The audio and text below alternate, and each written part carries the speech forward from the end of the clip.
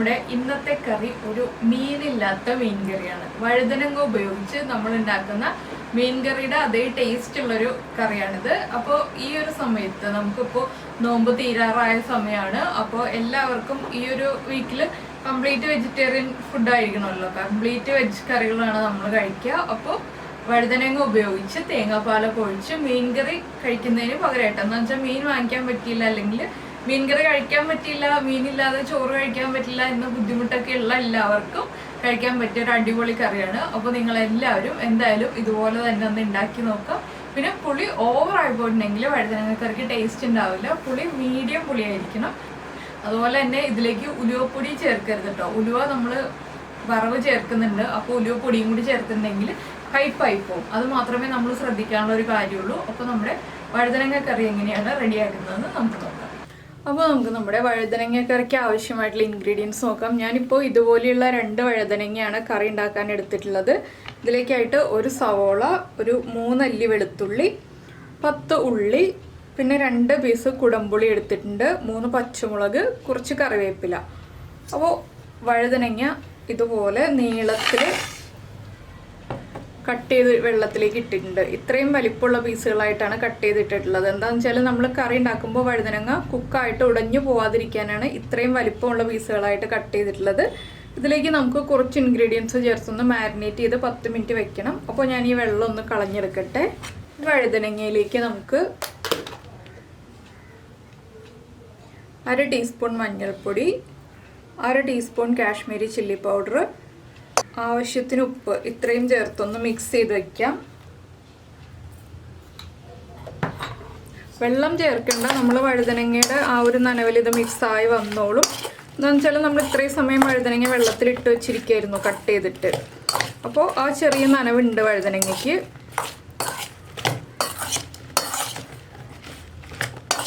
എല്ലാ വഴുതനങ്ങയുടെ പീസിലും നന്നായിട്ട് ഈ മസാലപ്പൊടികളൊന്ന് പിടിക്കണം. ഇനി ഇതൊരു 10 മിനിറ്റ് നമുക്ക് മാറ്റി വയ്ക്കാം. അതിനുശേഷം നമുക്ക് കറിയാക്കാം. അപ്പോൾ നമ്മുടെ പാൻ ചൂടായിട്ടുണ്ട്. പാനിലേക്ക് ഞാൻ വളരെ കുറച്ച് വെളിച്ചെണ്ണ ഒഴിച്ചിട്ടുണ്ട്. നമുക്ക് നമ്മുടെ വഴുതനങ്ങ ഒന്ന് ഷാലോ ഫ്രൈ ചെയ്തെടുക്കാനാണ്. ഒരുപാട് മൊരിഞ്ഞു വരണ്ട, ലൈറ്റായിട്ടൊന്ന് ഫ്രൈ ആയി വന്നാൽ മതി.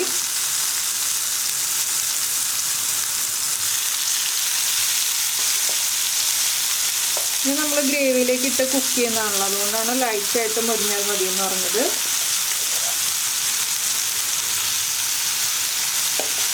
ഇത് നമ്മുടെ ഉരുണ്ട വഴുതനങ്ങയിലും ചെയ്യാം കേട്ടോ. എനിക്ക് ഉരുണ്ട വഴുതനങ്ങ കിട്ടിയില്ല, അതുകൊണ്ടാണ് ഞാൻ ഈ വഴുതനങ്ങ എടുത്തത്. ആ വഴുതനങ്ങയ്ക്കാണ് കുറച്ചുകൂടി ടേസ്റ്റ് കൂടുതലുണ്ടാവുക. ഇതൊന്ന് ഒരു സൈഡ് ഒന്ന് മൊരിഞ്ഞു വരുമ്പോൾ നമുക്ക് അടുത്ത സൈഡിലേക്ക് തിരിച്ചിട്ട് കൊടുക്കാം. മീഡിയം ഫ്ലെയിമിൽ വെച്ചിട്ടാണ് ഞാനിപ്പോൾ വഴുതനങ്ങ ഒന്ന് ഫ്രൈ ചെയ്തെടുക്കുന്നത്. അപ്പോൾ നമ്മുടെ വഴുതനങ്ങ ഒക്കെ ഒരു സൈഡ് ഫ്രൈ ആയി വന്നിട്ടുണ്ട്. നമുക്ക് അടുത്ത സൈഡിലേക്ക് ഒന്ന് തിരിച്ചിടാം. ഒരുപാട് അങ്ങോട്ട് കളർ മാറിപ്പോകുന്ന പോലെ ഫ്രൈ ചെയ്തെടുക്കേണ്ട ആവശ്യമില്ല, അടച്ചു വെക്കേണ്ട ആവശ്യമില്ല കേട്ടോ. അടച്ചു വെച്ചിട്ടുണ്ടെങ്കിൽ വഴുതനങ്ങ വേഗം തന്നെ കുക്കായി വരും. അപ്പോൾ പിന്നെ നമ്മൾ ഗ്രേവിയിലേക്ക് ഇടുമ്പോൾ ഓവറായിട്ട് കുക്കായി ഉടഞ്ഞു പോകും. അതുകൊണ്ട് തുറന്ന് വെച്ചിട്ട് തന്നെ ഒന്ന് ഫ്രൈ ചെയ്തെടുക്കുക. അപ്പോൾ തന്നെ വഴുതനങ്ങ കുക്കായി തുടങ്ങി.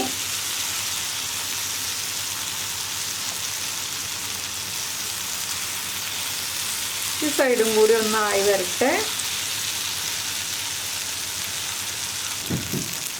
ഇപ്പോൾ നമ്മുടെ വഴുതനങ്ങ 2 സൈഡും കുക്കായി വന്നിട്ടുണ്ട്. ഞാൻ ഈ പാൻ മാറ്റിയിട്ട് വേറൊരു ചട്ടി വയ്ക്കുകയാണ് കറി റെഡിയാക്കാനായിട്ട്.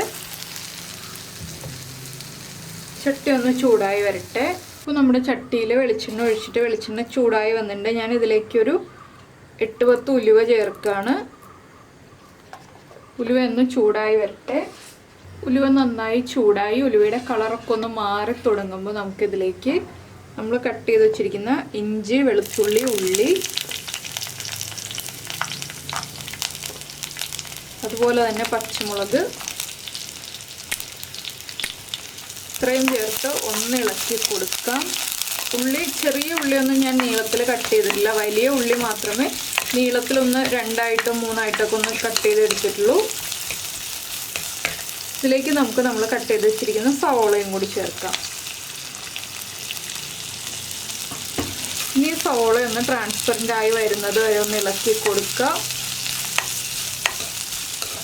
ഈ സമയത്ത് നമ്മൾ തേങ്ങാപ്പാലൊക്കെ റെഡിയാക്കി വെക്കണം. 2ാം പാലും 1ാം പാലും ഒക്കെ എടുത്ത് റെഡിയാക്കി വയ്ക്കുക.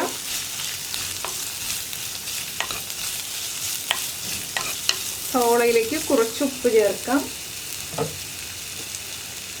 നമ്മൾ വഴുതനങ്ങയിൽ ഉപ്പ് ചേർത്തതാണ്, അതുകൊണ്ട് വളരെ കുറച്ച് ഉപ്പ് മതി.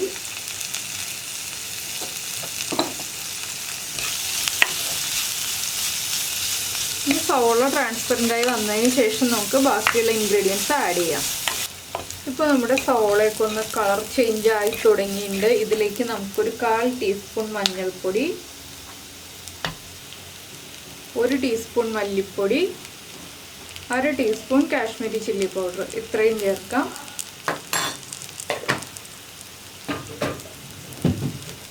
ഈ പൊടികളുടെ റോ സ്മെല്ല് മാറി വരുന്നത് വരെ ഇനി ഒന്ന് ഇളക്കി കൊടുക്കുക നന്നായിട്ട്. 1 മിനിറ്റ് ഉണ്ടെങ്കിൽ ഈ പൊടികളൊന്ന് കുക്കായി വന്നോളും. ഇപ്പോൾ നമ്മുടെ പൊടികളൊന്ന് കുക്കായി തുടങ്ങുന്നുണ്ട്. നമുക്കിതിലേക്ക് നമ്മൾ കട്ട് ചെയ്ത് വെച്ചിരിക്കുന്ന ഒരു തക്കാളി ചേർക്കാം. ഇതിലേക്ക് കുറച്ച് കറിവേപ്പില. ഈ തക്കാളി ഒന്ന് നന്നായിട്ട് കുക്കായി വരുന്നത് വരെ ഇതൊന്ന് അടച്ചു വെച്ച് കുക്ക് ചെയ്യണം. അപ്പോൾ തക്കാളി നന്നായിട്ട് സവോളയുടെ കൂടെ കുക്കായി വന്നോളും.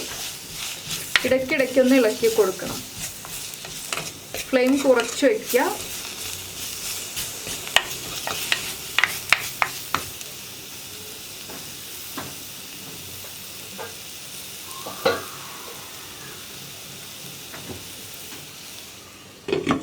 ഇപ്പോൾ നമ്മുടെ തക്കാളി നന്നായിട്ട് കുക്കായി വന്നിട്ടുണ്ട്. ഞാനൊന്ന് ഒരു 1.5 ടീസ്പൂൺ വെള്ളം ചേർത്ത് കൊടുത്തു കേട്ടോ.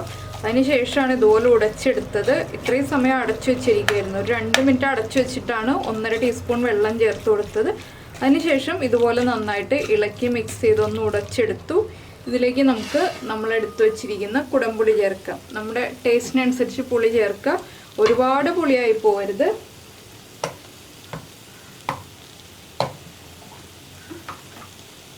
ഇനി ഇതിലേക്ക് ചേർക്കുന്നത് തേങ്ങയുടെ 2ാം പാലാണ്.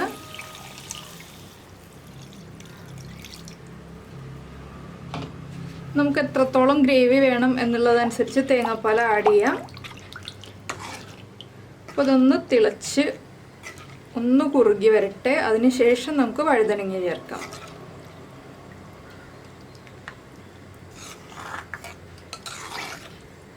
ഇപ്പോൾ നമ്മുടെ മീൻ കറിയുടെ കളറൊക്കെ ആയി വന്നിട്ടുണ്ട്. പക്ഷെ മീൻ കറിയുടെ ടേസ്റ്റ് ആവണം എന്നുണ്ടെങ്കിൽ ആ കുടംപുളിയുടെ ഫ്ലേവറും കൂടി ഇതിലേക്കൊന്ന് ഇറങ്ങി വരണം. കുടംപുളി ഒന്ന് നന്നായിട്ട് ഈ തേങ്ങാപ്പാലിൽ കിടന്ന് തിളച്ച് വരണം. ഒന്ന് തിളച്ച് ഒന്ന് കുറുകട്ടെ. അതിന് ശേഷം നമുക്ക് വഴുതനങ്ങയൊക്കെ ആഡ് ചെയ്യാം. അപ്പോൾ നമ്മൾ തേങ്ങാപ്പാൽ ചേർത്തിട്ട് കറി ഇതാ നന്നായിട്ട് തിളയ്ക്കുന്നുണ്ട്.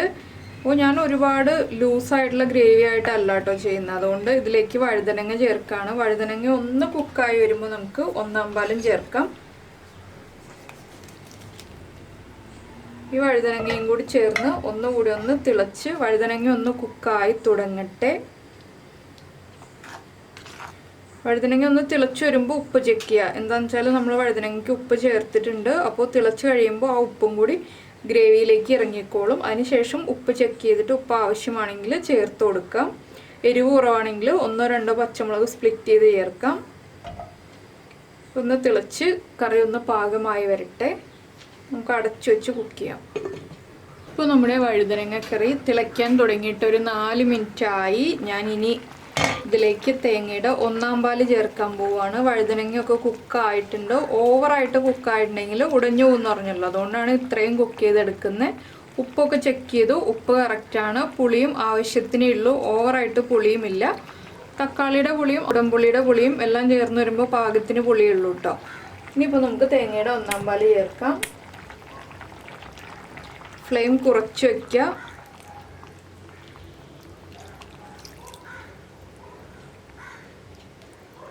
ഇതൊന്നുകൂടി ഒന്ന് ഇളക്കി മിക്സ് ചെയ്യുക. ഒരുപാടങ്ങ് ഇളക്കരുത്. ചെറുതായിട്ടൊന്ന് ഇളക്കി മിക്സ് ചെയ്യുക. ഇത്രയേ ഉള്ളൂ. നമ്മുടെ വഴുതനങ്ങ കറി റെഡി ആയി കഴിഞ്ഞു. ഇനി ഈ ചട്ടിയുടെ ചൂടിലിരുന്നിട്ട് കറി ചൂടായി വന്നോളും. ഞാൻ ഫ്ലെയിം ഓഫ് ചെയ്യാണ്. അപ്പോൾ നല്ല ടേസ്റ്റി ആയിട്ടുള്ള വഴുതനങ്ങ കറി ചോറിൻ്റെ കൂടെ കഴിക്കാൻ പാകത്തിലായി കഴിഞ്ഞു. ഇത് ഇപ്പോൾ തന്നെ കഴിക്കരുത്. ഇത് റെഡിയാക്കി വെച്ചിട്ട് ഒരു 2 മണിക്കൂറെങ്കിലും കഴിഞ്ഞിട്ട് കഴിക്കുക. അപ്പോഴാണ് നമ്മുടെ കറി പെർഫെക്റ്റ് ആവുള്ളൂ. ചട്ടിയുടെ ചൂടുള്ളതുകൊണ്ട് ചെറിയ ചെറിയ ബബിൾസ് ഒക്കെ വരുന്നുണ്ട്. അപ്പോൾ അതൊന്ന് ഇടയ്ക്കൊന്ന് ഇളക്കി കൊടുത്തുകൊണ്ടിരിക്കുക. അപ്പോൾ എന്തായാലും എല്ലാവരും വഴുതനങ്ങ ഇതുപോലെ കറി ഉണ്ടാക്കി നോക്കിയിട്ടില്ല എന്നുണ്ടെങ്കിൽ ഒന്ന് ഉണ്ടാക്കി നോക്കിക്കോളൂ, നന്നായിട്ട് ഇഷ്ടപ്പെടും. അപ്പോൾ മീനൊക്കെ കിട്ടാത്തപ്പോൾ മീനിന് പകരമായിട്ട് ഉണ്ടാക്കാൻ പറ്റുന്ന ഒരു കറിയാണിത്. അപ്പോൾ നിങ്ങൾ ഇതുപോലെ കറി ഉണ്ടാക്കിയിട്ട് ഇഷ്ടമായോ ഇല്ലയോ, ചോറിൻ്റെ കൂടെ കഴിച്ചിട്ട് എങ്ങനെയുണ്ടായിരുന്നു എന്നൊക്കെ ഒന്ന് കമൻറ്റ് ചെയ്യുക. അതുപോലെ തന്നെ നമ്മുടെ ഈ ഗ്രേവി ഇപ്പോൾ കുറച്ച് ലൂസാണെങ്കിലും കുറച്ച് കഴിയുമ്പോൾ ഒന്നുകൂടി കുറുകും കേട്ടോ. ചൂട് മാറി വരുന്നതനുസരിച്ച് ഒന്ന് കുറുകി വരും. അപ്പോൾ ഇത്രയും ഒരു ഗ്രേവിയോടുകൂടി നമ്മൾ ഫ്ലെയിം ഓഫ് ചെയ്താൽ കുറച്ച് കഴിയുമ്പോൾ നമ്മൾ ഊണ് കഴിക്കുന്ന സമയമാകുമ്പോൾ കറക്റ്റായിട്ട് ഗ്രേവിയുടെ കൺസിസ്റ്റൻസി പാകമാവുള്ളൂ. പിന്നെ നിങ്ങൾക്ക് ഈ വീഡിയോ ഇഷ്ടപ്പെട്ടു എന്നുണ്ടെങ്കിൽ ഒരു ലൈക്കും കൂടി തരാം. പിന്നെ നമ്മുടെ ചാനൽ ആദ്യമായിട്ടാണ് കാണുന്നതെങ്കിൽ നമ്മുടെ വീഡിയോ പ്രസൻറ്റ് ചെയ്യുന്ന രീതിയൊക്കെ ഇഷ്ടമായി എന്നുണ്ടെങ്കിൽ നമ്മുടെ ചാനലൊന്ന് സബ്സ്ക്രൈബ് ചെയ്യുക. സബ്സ്ക്രൈബ് ചെയ്യുന്നതിന് ഈ വീഡിയോയുടെ താഴെയുള്ള സബ്സ്ക്രൈബ് എന്ന ബട്ടൺ ഒന്ന് ക്ലിക്ക് ചെയ്യുക. ഒപ്പം തന്നെ അതിൻ്റെ റൈറ്റ് സൈഡിലുള്ള ബെൽ ഐക്കണും കൂടി ക്ലിക്ക് ചെയ്യുക. അപ്പോൾ ഓൾ എന്ന് പറഞ്ഞിട്ടൊരു ഓപ്ഷൻ വരും. ആ ഓളും കൂടി ഒന്ന് പ്രസ് ചെയ്ത് കഴിയുമ്പോൾ ഞാൻ എപ്പോഴും വീഡിയോ അപ്ലോഡ് ചെയ്യുമ്പോൾ നിങ്ങൾക്ക് നോട്ടിഫിക്കേഷൻ വരും. അപ്പോൾ നമുക്ക് നമ്മുടെ അടുത്ത റെസിപ്പിയുമായിട്ട് അടുത്ത ദിവസം വീണ്ടും കാണാം.